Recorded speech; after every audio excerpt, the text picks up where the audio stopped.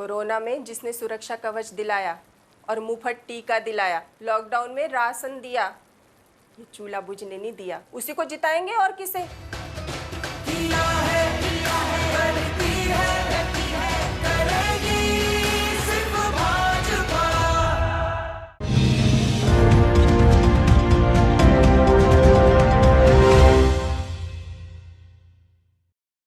नमस्कार, देवभूमि समाचारों में आप सभी का स्वागत है। मैं हूं आपके साथ प्रियंका मलिक। आगे आप मेरे साथ देखेंगे उत्तराखंड से जुड़ी तमाम छोटी बड़ी खबरें विस्तार से, लेकिन सबसे पहले नजर हेडलाइंस पर। आज से प्रदेश भर में प्रधानमंत्री नरेंद्र मोदी के वर्चुअल चुनावी कार्यक्रम शुरू। हरिद्वार में होगा पहला संबोधन। बीजेपी कार्यकर्ता और जनता में भरेंगे जोश। निर्वाचन आयोग ने राजनीतिक दलों को दी बड़ी राहत। जनसभाओं में सीमित संख्या से हटाई रोक। रोड शो और बाइक रैलियों पर रहेगी पाबंदी।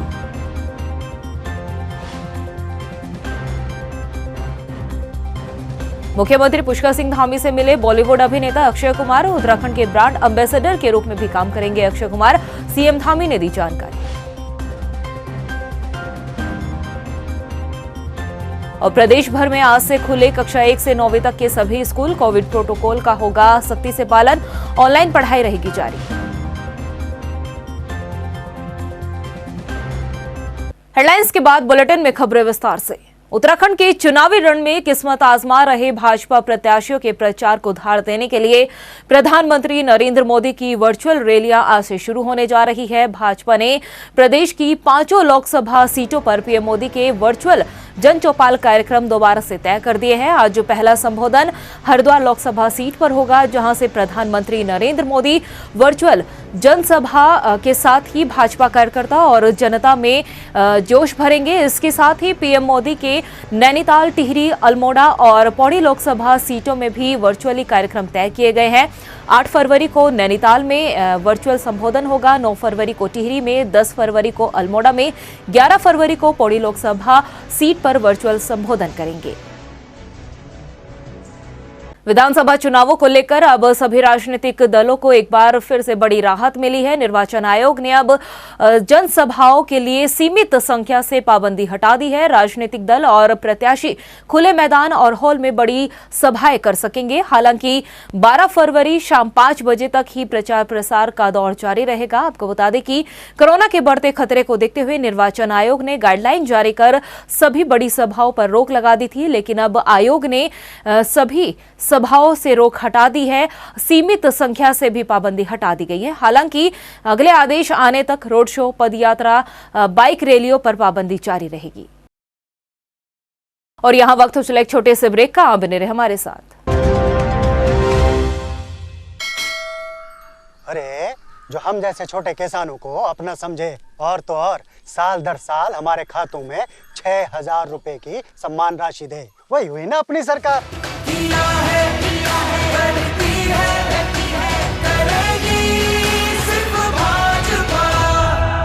मनीष, तमाम जानकारी देने के लिए आपका शुक्रिया। और अब बढ़ते अगली खबर की ओर। प्रदेश भर में आज से कक्षा 1 से 9वीं तक के सभी स्कूलों को खोल दिया गया है, जबकि 10वीं से 12वीं तक के स्कूल पहले ही खोल दिए गए थे। सभी स्कूलों में कोविड गाइडलाइन का सख्ती से पालन कराने के निर्देश दिए गए हैं। इसके साथ ही ऑनलाइन पढ़ाई भी जारी रहेगी। आपको बता दें कि कोरोना के बढ़ते खतरे को देखते हुए प्रदेश भर में स्कूलों को बंद कर दिया गया था, लेकिन अब कोरोना संक्रमण का प्रभाव कम होने के बाद स्कूलों को दोबारा खोल दिया गया है। और यहां वक्त हो चला एक छोटे से ब्रेक का। आप बने रहे हमारे साथ। कभी सोचा था कि 2013 के बाद केदारनाथ जा पाएंगे? हमारे केदार धाम को जिसने भव्य बनाया, उन्हें ही भव्य जीत दिलाएंगे। यो धरो प्रसाद।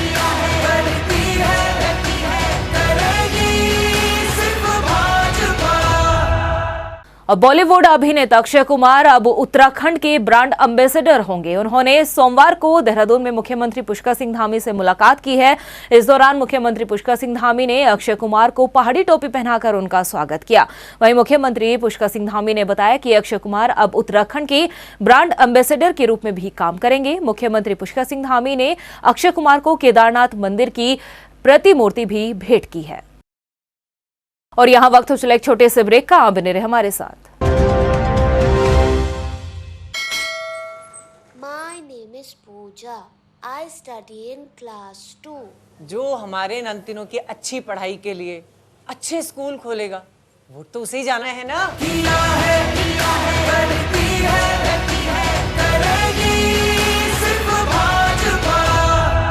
भारत रत्न और स्वर कोकिला कहलाने वाली मशहूर गायिका लता मंगेशकर का 92 साल की उम्र में निधन हो गया है। दशकों से सबके दिलों पर राज करने वाली लता मंगेशकर भले ही आज नहीं रही, लेकिन उनकी आवाज से कई गायक आज भी कायल है। भगवान से मिले गायकी के हुनर के किस्से लता मंगेशकर के स्वर उत्तराखंड के गीतों से भी जुड़े हैं। देखिए हमारी खास रिपोर्ट।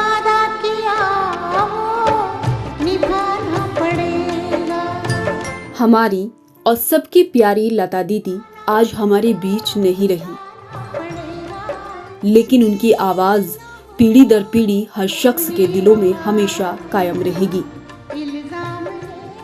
भारत रत्न और स्वर कोकिला कहलाने वाली मशहूर गायिका लता मंगेशकर जी ने 92 साल की उम्र में अंतिम सांस ली।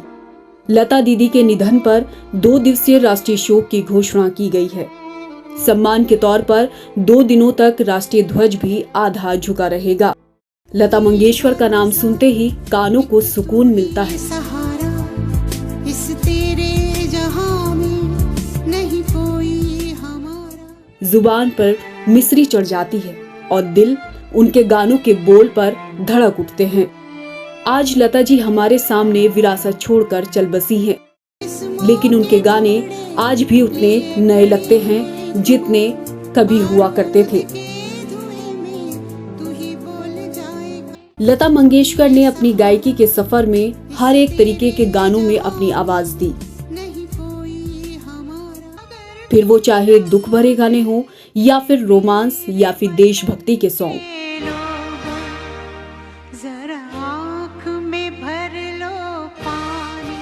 आज भी 15 अगस्त और 26 जनवरी के मौके पर लता दीदी के देशभक्ति के गीत हर किसी की जुबान पर हमेशा याद रहते हैं।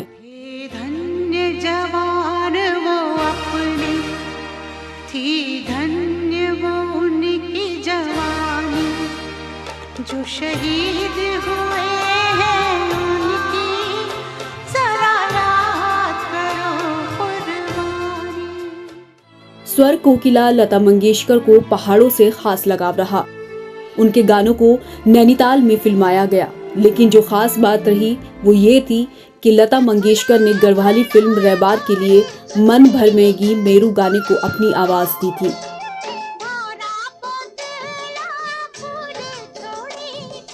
लता दीदी ने जिन 30 से ज्यादा भाषाओं में गाने गाए, उनमें एक भाषा गढ़वाली भी शामिल रही।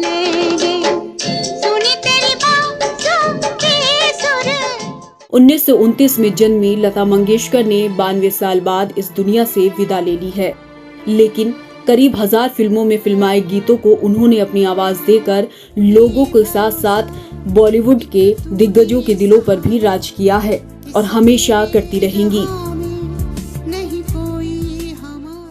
लता दीदी के निधन पर प्रधानमंत्री नरेंद्र मोदी और राज्य के मुख्यमंत्री पुष्कर धामी ने भी शोक जाहिर किया है। टाइम टीवी की तरफ से स्वर्गीय कोकिला सिंगर लता मंगेशकर को भावभीनी श्रद्धांजलि।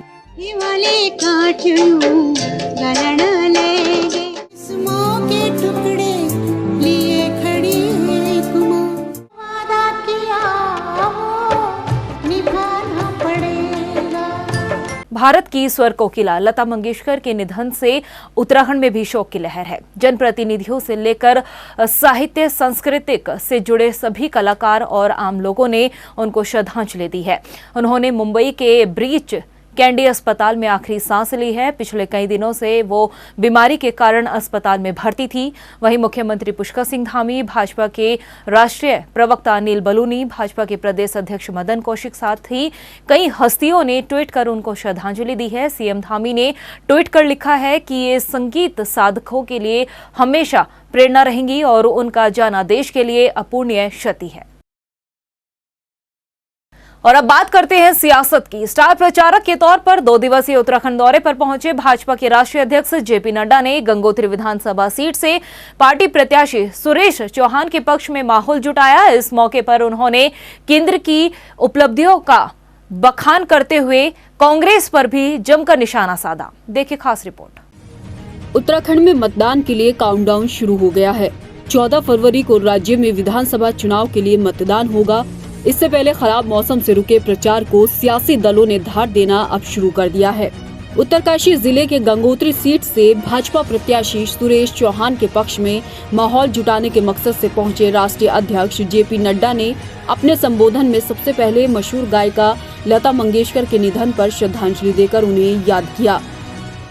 आज जब मैं यहाँ आया हूँ और आपके दर्शन करने का मुझे सौभाग्य मिला है, तो साथ ही साथ एक दुख भरी खबर भी हम सब लोगों ने आज प्रातः सुनी होगी कि हम सब के बीच में हम सब की आदरणीय दीदी लता जी हम सब के बीच में नहीं है। गंगोत्री सीट से भाजपा प्रत्याशी सुरेश चौहान के पक्ष में माहौल जुटाते हुए जेपी नड्डा ने कांग्रेस को निशाने पर लिया और कहा कि रिपोर्ट कार्ड जनता के समक्ष रखने की सिर्फ भाजपा में ही क्षमता है और कोई दल में इतना मादा नहीं कि वो अपना रिपोर्ट कार्ड जनता के सामने पेश कर सके। राजनीति की बारीकियों को समझने की जरूरत है। सुरेश चौहान जी खड़े हुए, उन्होंने बताया कि मैंने ये किया, मैंने ये किया, मैं ये करूंगा, मैं ये करूंगा। उसी तरीके से रावत साहब आए थे तो उन्होंने कहा मैंने ये किया, मैंने ये किया, मैंने ये किया। ये जो रिपोर्ट कार्ड की प्रथा है, ये संभव है तो सिर्फ भारतीय जनता पार्टी ही कर सकती है और प्रत्याशी ही कर सकता है। इसको हमको याद रखना। केंद्र की योजनाओं के साथ प्रधानमंत्री नरेंद्र मोदी के कामों का जिक्र करते हुए भाजपा के राष्ट्रीय अध्यक्ष जेपी नड्डा ने कांग्रेस पर अपने सियासी बाढ़ से राजनीतिक तीरों की बौछार भी की। श्रीमती इंदिरा गांधी ने बैंक को राष्ट्रीयकरण, नेशनलाइज 1971 में किया था, लेकिन बैंक के खाते 2014 तक सिर्फ 3.25 करोड़ लोग ही ऐसे थे जिन्होंने खाते खुलवाए थे और बैंक की दहलीज को पार किया था। 130 करोड़ की जनता में सिर्फ 3.25 करोड़ लोग थे जो बैंक की सुविधा के पास पहुंचे। ये जीरो अकाउंट पर बिना पैसे दिए हुए जनधन का खाते खुलवाने का, गरीब के मर्म को समझने का मोदी जी ने जो निश्चय किया, आज देश में 45 करोड़ जनधन खाते हैं। ये भी हमको याद है। केंद्र सरकार की योजनाओं का जनता को कैसे फायदा होगा, इसको लेकर भी जेपी नड्डा ने जनता को संबोधित करते हुए पार्टी का रोड मैप रखा। जेपी नड्डा ने डंके की चोट पर इस बात का ऐलान किया है कि गंगोत्री हो या यमुनोत्री, उत्तराखंड हो या उत्तर प्रदेश, विकास अगर कोई कर सकता है तो वो सिर्फ भाजपा पार्टी ही है। भारतीय जनता पार्टी का राष्ट्रीय अध्यक्ष डंके की चोट पर यह बताने आया है कि गंगोत्री हो या यमुनोत्री विकास करेगी, या उत्तराखंड हो या उत्तर प्रदेश विकास करेगा, तो भारतीय जनता पार्टी का ही प्रतिनिधि करेगा। इसको गंगोत्री विधानसभा सीट से जुड़ा मिथक हमेशा यही रहा है कि जिस पार्टी का उम्मीदवार इस सीट से जीतकर विधानसभा पहुंचता है, सरकार उसी पार्टी की ही बनती है। बस इंतजार अब इसका रहेगा कि 2022 की बिसात में किस पार्टी के उम्मीदवार को जनता यहां से चुनकर विधायक की जीत का ताज उसके सर सजाएगी। टाइम टीवी के लिए देहरादून से ब्यूरो रिपोर्ट।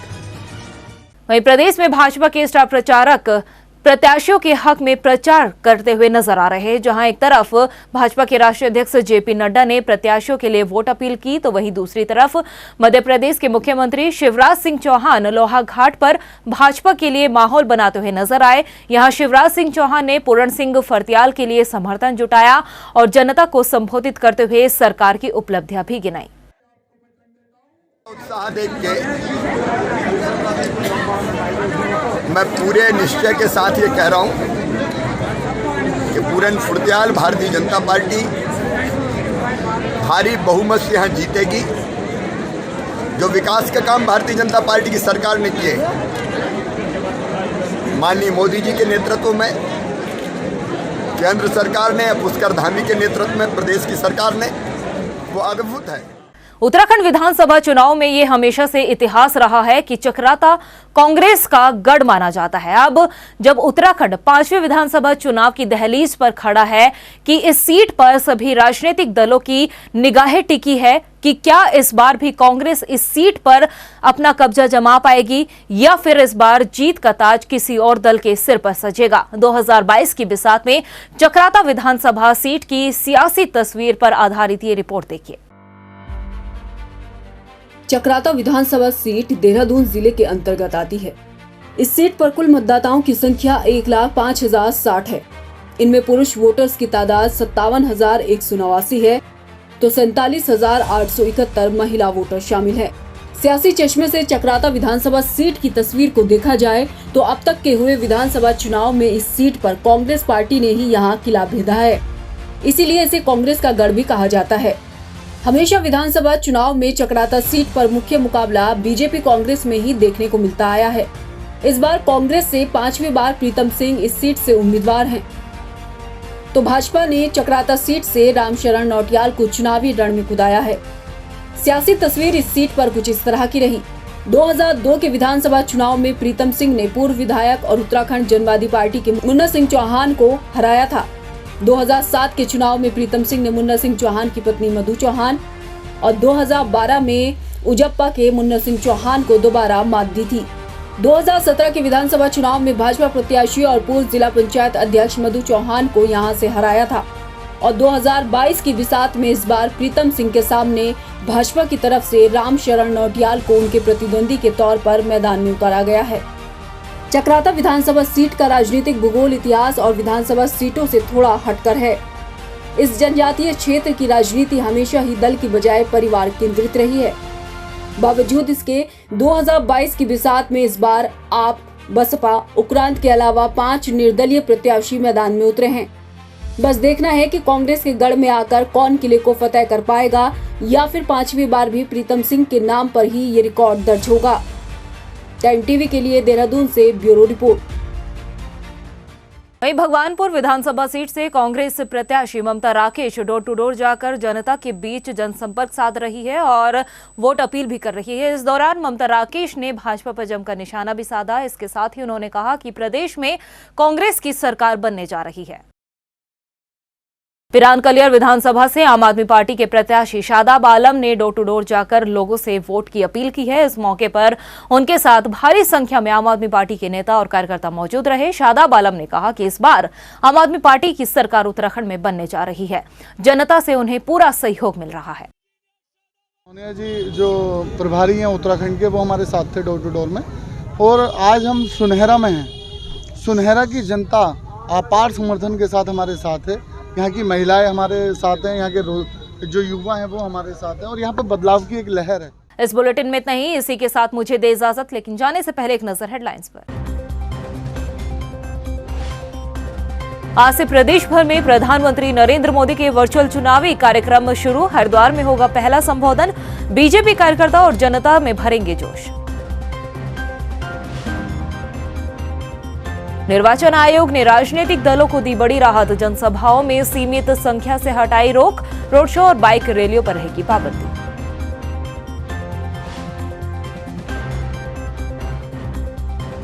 मुख्यमंत्री पुष्कर सिंह धामी से मिले बॉलीवुड अभिनेता अक्षय कुमार। उत्तराखंड के ब्रांड एम्बेसडर के रूप में भी काम करेंगे अक्षय कुमार, सीएम धामी ने दी जानकारी।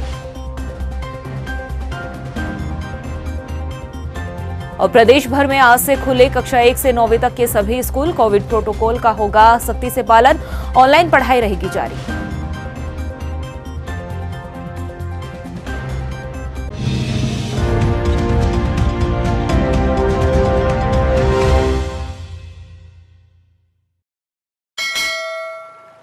ये जब बीमार पड़ी थी तो ऐसा लगा कि इलाज के लिए खेत बेचना पड़ेगा, पर भाई अटल आयुष्मान कार्ड ने बचा दिया। अब समझे, बटन कहाँ दबेगा।